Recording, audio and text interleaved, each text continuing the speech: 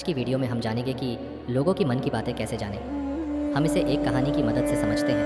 यह कहानी बुद्ध पुरुष आचार्य ओशो रजनीश ने सुनाई थी।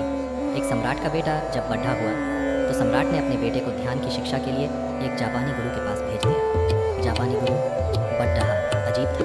उसके आश्रम के बाहर की तख्ती पर लिखा था, यहाँ तलवार चलानी सिखाई जाती है। सम्राट का बेटा इसे देखकर हैरान हुआ कि मेरे पिता ने तो मुझे ध्यान सीखने के लिए भेजा है, लेकिन यहाँ तो कुछ और ही चल रहा है। गुरु ने लड़के से कहा कि तुम कुछ दिन यहाँ आश्रम में रह लो, जब सही समय आएगा तो मैं तुम्हारी शिक्षा शुरू कर दूंगा।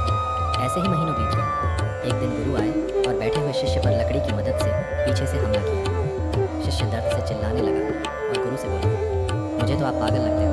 मुझे यहाँ शिक्षा के लिए भेजा गया है और आप मुझ पर वार कर रहे हो। गुरु ने कहा, आज से तेरी शिक्षा शुरू। अब तू ध्यान रखना, सजग रहना। किसी भी समय मैं तुझ पर वार कर सकता हूँ। दिन बीतते गए। गुरु दिन भर में उस पर कई वार करता। शिष्य कुछ वारों से बच जाता, लेकिन कुछ से नहीं बच पाता। 3 महीने बाद शिष्य इतना सजग हो गया कि वो गुरु के पैरों की आवाज़ भी दूर से सुन लेता कि गुरु मेरे पास आ रहे हैं। अब गुरु उस पर एक भी वार न कर पाते। अब गुरु ने कहा, तेरी दूसरी परीक्षा है कि अब नींद में भी ध्यान रखना। नींद में भी तुझ पर वार हो सकते हैं।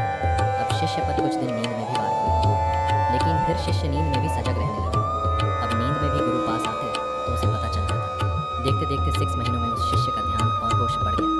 एक दिन गुरु साधना कर रहे थे, तभी शिष्य ने सोचा, गुरु ने मुझे इतनी बार मारा है, क्यों ना आज गुरु की परीक्षा ली जाए कि आखिर इनका ध्यान कितना सजग है। शिष्य ने मन में सोचा ही था कि गुरु की आवाज़ आई, रुको रुको नहीं, ऐसा करने की सोचो भी मत, मेरी हड्डियाँ बूढ़ी हो चुकी हैं, मुझे मत मारना।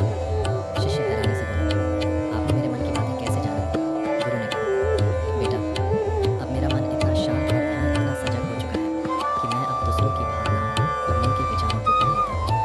बेटा, अपने सम्राट पिता के महल वापस लौट आओ। पिता ने पूछा, कैसे थे तुम्हारे गुरु? बेटे ने कहा, गुरु ने मुझे तलवार चलाना तो नहीं सिखाया, लेकिन अब कोई मुझ पर वार नहीं कर सकता।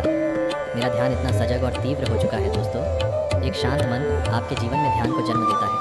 जितना गहरा आपका ध्यान रहेगा, उसी लेवल पर आप चीज़ों को याद रख पाओगे। शांत मन में इतनी ताकत होती है कि आप दूसरों के दिमाग को पढ़ना भी सीख जाओगे। इसलिए हर दिन सजग रहने के लिए ध्यान करो। ध्यान से आपके दिमाग में स्थित कई बंद छिद्र खुलते हैं और आपकी इंटेलिजेंस बढ़ती है और आप लोगों की मन की बात जानने लगेंगे।